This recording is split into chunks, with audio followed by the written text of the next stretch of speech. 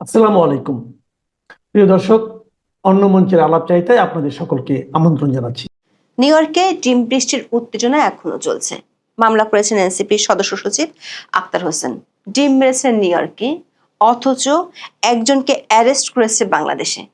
এমন উত্তেজনার মধ্যে বিতর্ক দেখা দিয়েছে অধ্যাপক ইউনূসের সফর সঙ্গীর বিশাল লটবহনে।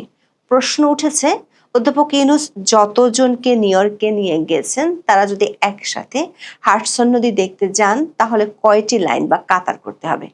তার চেয়ে বড় প্রশ্ন, গত এক বছরে রাষ্ট্রীয় খরচে 13টি সফরের সব কটিতে কেন তার পরিবারের সদস্যরা ঘুরতে গিয়েছেন?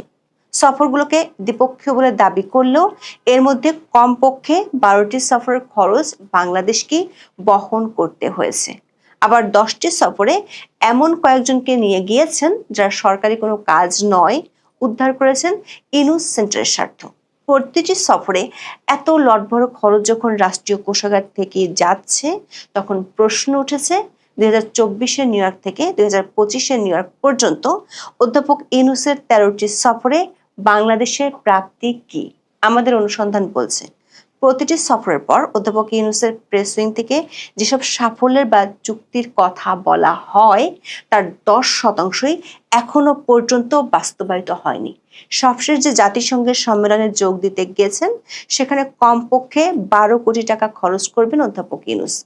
সে সফরে এখনো পর্যন্ত কি অর্জন করলো বাংলাদেশ, যেগুলো না হলে বাংলাদেশের মহাভারত অশুদ্ধ হয়ে যেত? বিস্তারিত জানতে চলুন যাওয়া যাক বিশ্লেষণে।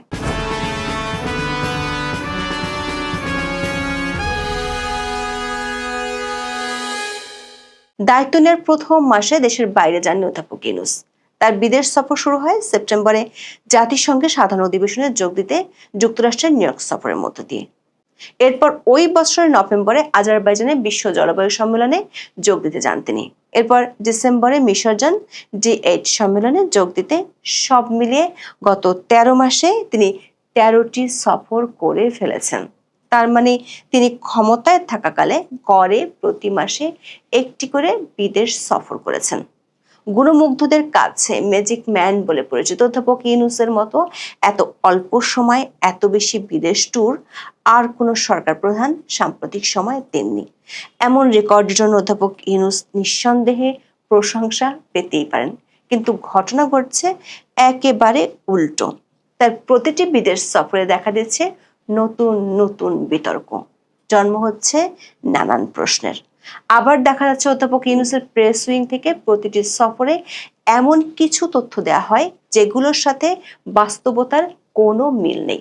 যেমন ধরুন অধ্যাপক ইউনূসের প্রথম সফরটির কথা। গত বছরের সেপ্টেম্বরে জাতিসংঘের সাধারণ পরিষদের ৭৯তম অধিবেশনে যোগ দিতে তিনি গিয়েছিলেন যুক্তরাষ্ট্রের নিউ ইয়র্কে। তখন তার প্রেস টিম থেকে বেশ জোরের সাথে প্রচারণা চালানো হয় মিতব্যয়িতার এক অবিনশ্বর উদাহরণ হলেন ডক্টর মোহাম্মদ ইউনূস, যিনি জাতিসংঘের মতো বৈশ্বিক প্রতিষ্ঠানের সম্মেলনে মাত্র 7 জন প্রতিনিধি নিয়ে যাচ্ছিলেন। দাবি করা হয়েছিল অতীতের সব সরকারের রেওয়াজ ভেঙে মাত্র 7 জনকে সরকারি সফর সঙ্গী করা হচ্ছে। তখন ব্যাপক সাড়া পড়ে গিয়েছিল বাংলাদেশের গণমাধ্যমগুলোতে। সরকার সমর্থক সংবাদ মাধ্যমে ফলাও করে প্রচার করা হয় সেই সংবাদ। কিন্তু আমাদের একটি ভিডিওতে দেখিয়েছিলাম ওই সফরে তার লটবহরে ছিল 57 জনের। গত 25শে আগস্ট বাংলা নিউজে প্রকাশিত এক সংবাদেও একই তথ্য দেয়া হয়েছে। আর 80তম সম্মেলনে, মানে এবার যে সম্মেলনে যোগ দিতে গেলেন, সেখানে নিয়ে গেছেন গতবারের তুলনায় জাস্ট ডাবল সংখ্যক সঙ্গী। মজার বিষয় হলো শুধু সফর সঙ্গী সংখ্যা ডাবল হয়নি, সফরের মেয়াদকালও দ্বিগুণ হয়েছে। গতবারে নিউ ইয়র্ক সফর ছিল 5 দিনের, আর এবার অধ্যাপক ইউনূস হাডসন নদী হাওয়া খাবেন 10 দিন ধরে। উঠেছেন নিউ ইয়র্কের ম্যানহাটনের 5 তারকা গ্র্যান্ড হায়াত হোটেলে, যে হোটেলের খরচ শুনলে আপনাদের ভিমরি খাওয়ার মতো অবস্থা হতে পারে। যদিও এবারের সফরের সম্ভাব্য ব্যয় নিয়ে সরকারি কোনো ভাষ্য পাওয়া যায়নি। এমনকি প্রধান উপদেষ্টার সফর সঙ্গীরা যে হোটেলে থাকছেন সেখানে কতটি কক্ষ নেওয়া হয়েছে এবং কত খরচ হচ্ছে সেটিও প্রকাশ করা হয়নি। ম্যানহাটনের গ্র্যান্ড হায়াত হোটেলের, যেখানে বিভিন্ন দামে বিভিন্ন কক্ষ রয়েছে, এর মধ্যে সবচেয়ে বিলাসবহুল প্রেসিডেন্সিয়াল সুইটের প্রতি রাতের ভাড়া প্রায় $1,000, বাংলাদেশি টাকায় $1,50,000 থেকে $1,10,000 90,000 টাকা। আর সবচেয়ে কম দামি ডিলাক্স কিং রুমের ভাড়া সর্বনিম্ন 39,000 থেকে শুরু করে 59,000 টাকা।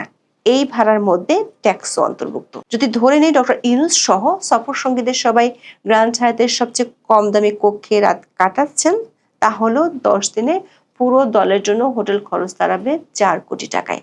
আর মাঝারি মানের কক্ষে থাকলে তা 6 কোটি টাকা ছাড়িয়ে যাবে। ঢাকা থেকে নিউ ইয়র্কের রিটার্ন টিকিট প্রতিজনে পড়ে কমপক্ষে 2,75,000 টাকা। দর্শক, এটি ইকোনমি ক্লাসের, তার মানে এয়ারফেয়ারও খরচ হচ্ছে 3 থেকে 4 কোটি টাকা। সাথে আছে নিউ ইয়র্কের দামি খাবারের খরচ।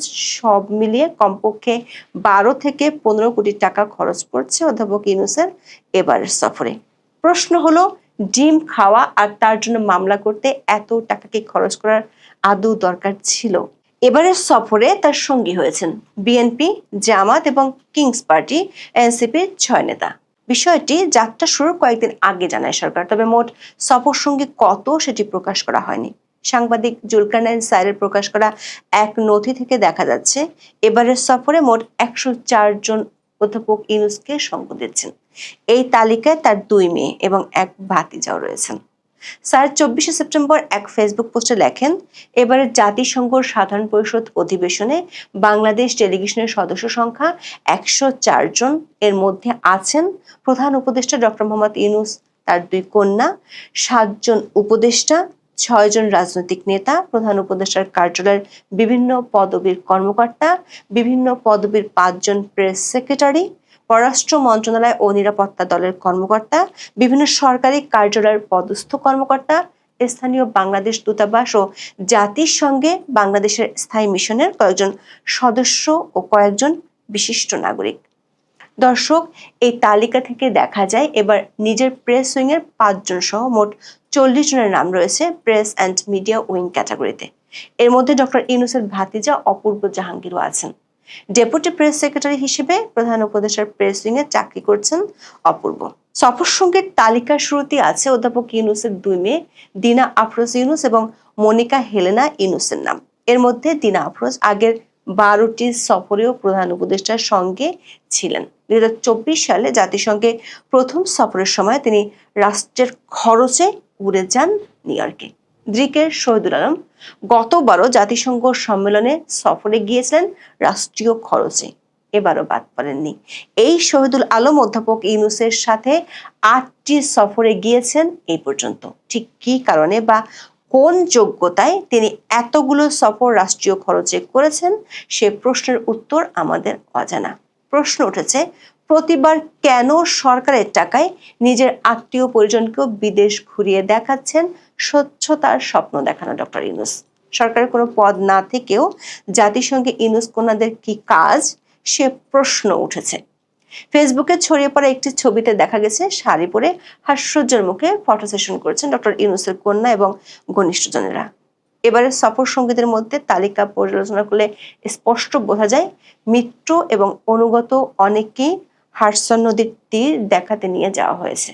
প্রেস উইং এর প্রায় সবাইকে নেয়ার পাশাপাশি বিপুল সংখ্যক নতুন সরকারপন্থী সাংবাদিকেরাও জায়গা পেয়েছেন প্লেনে। গতবারের সফরে প্রেস উইং এর 3 জন সহ সংবাদকর্মী ছিলেন 10 জন। এবার সংবাদ সংশ্লিষ্ট সফর সঙ্গীর সংখ্যা পৌঁছেছে 40 জনে। প্রশ্ন হলো, প্রায় গোটা প্রেস উইংকে উড়িয়ে নেওয়ার পরেও এত সাংবাদিকের কি প্রয়োজন নিউ ইয়র্কে, তাও আবার সরকারি খরচে? তবে এমন প্রশ্নকে খুব একটা ভালো চোখে দেখছে না সরকার। নিউ ইয়র্কে এক সাংবাদিক জানতে চেয়েছিলেন প্রেস উইং এর 5 জনের আসার কি দরকার ছিল। প্রশ্ন শুনেই বেজায় চটে যান deputy press secretary Abul Kalam Azad Majumdar.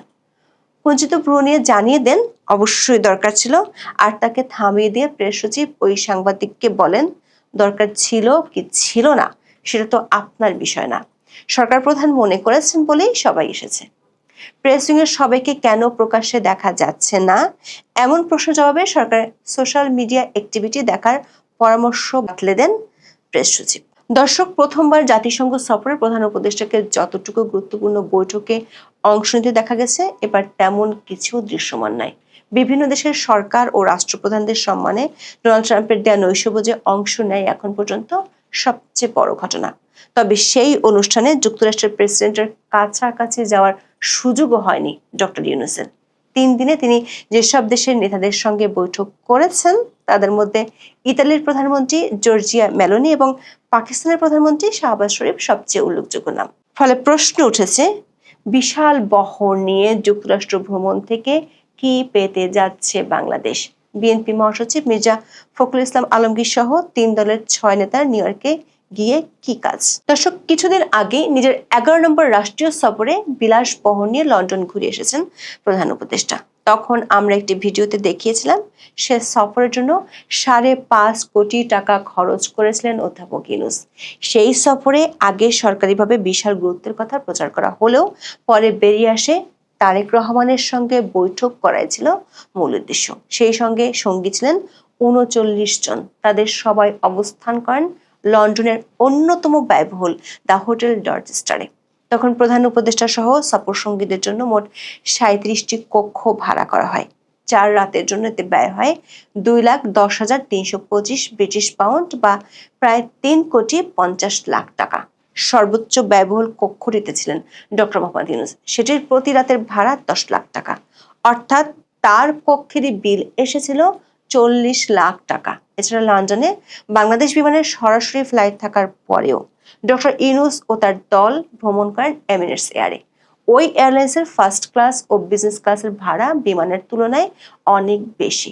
সে সফরটা বেশ লজ্জায় ফেলেছিল অধ্যাপক ইউনূসকে, কারণ বহু চেষ্টা করেও তিনি ব্রিটেনের প্রধানমন্ত্রী কেয়ার স্টামারের সাক্ষাৎ পাননি।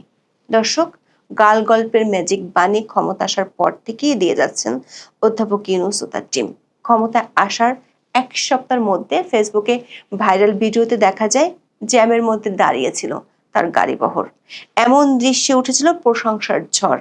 কয়েকদিন না যেতেই শুরু হয় রাস্তা বন্ধ করে চলাচলের পুরনো দৃশ্য।